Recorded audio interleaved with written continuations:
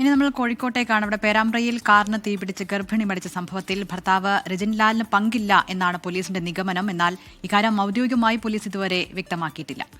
പേരാമ്പ്രയിലെ petrol പമ്പിൽ നിന്ന് ക്യാനിൽ Sona petrol വാങ്ങുന്ന CCTV ദൃശ്യം പുറത്തു വന്നിരുന്നു. പെട്രോൾ ബാഗിലാക്കി കാറിലെത്തിച്ചെന്നാണ് കരുതുന്നത്. വിവരങ്ങളുമായി കോഴിക്കോട് നിന്ന് അനീഷ് ദേവസ്യയാണ് ചേരുന്നത്.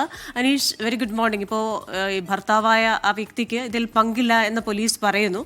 പങ്കില്ലെങ്കിൽ ഏതെങ്കിലും തരത്തിൽ എന്തുകൊണ്ട് സോന ഇങ്ങനെ ഒരു കടുങ്കൈക്ക് മുതിർന്നു വന്നതിനൊരു കാരണമുണ്ടാവണമല്ലോ. ഇല്ല, കഴിഞ്ഞ 15-നാണ് കോഴിക്കോട് പേരാമ്പ്രയിൽ ഓടിക്കൊണ്ടിരുന്ന കാർ കത്തി ഗർഭിണിയായ യുവതി മരിക്കുന്നത്. കക്രമുക്ക് സ്വദേശി രജിൻലാലിന്റെ ഭാര്യ സോനയാണ് മരിക്കുന്നത്. ഈ രജിൻലാൽ പൊള്ളലേറ്റ് കോഴിക്കോട് മെഡിക്കൽ കോളേജ് ആശുപത്രിയിൽ ഇപ്പോൾ ചികിത്സയിലാണ്. ഈ ആദ്യഘട്ടത്തിൽ ഷോർട്ട് സർക്യൂട്ട് മൂലമാണ് ഈ കാർ കത്തിയെന്നൊരു നിഗമനത്തിലായിരുന്നു പോലീസ്. പിന്നീട് നടത്തിയ വിശദമായ ഒരു അന്വേഷണത്തിനാണ് ഇത് ഷോർട്ട് സർക്യൂട്ട് മൂലമല്ല ഈ കാർ കത്തിയെന്നൊരു നിഗമനത്തിൽ പോലീസ് എത്തുന്നത്.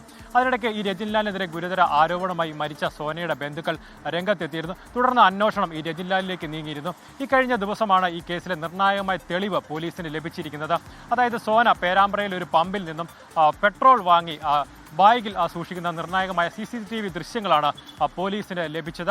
തുടർന്ന് ഈ കോഴിക്കോട് മെഡിക്കൽ കോളേജിലെത്തി പോലീസ് ഈ രജിൻലാലിന്റെ മൊഴി രേഖപ്പെടുത്തിയിരുന്നു.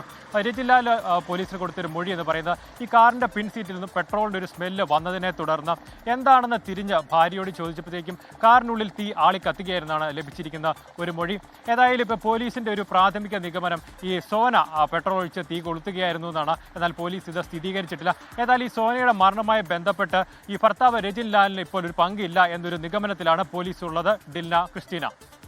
ശരി, എന്താണ് സംഭവിച്ചതെന്ന കാര്യത്തിൽ അന്വേഷണത്തിൽ വ്യക്തമാകേണ്ടതാണ്. അനീഷ് ദേവസ്യാണ് കോഴിക്കോട് നിന്ന് വിവരങ്ങൾ നൽകിയത്.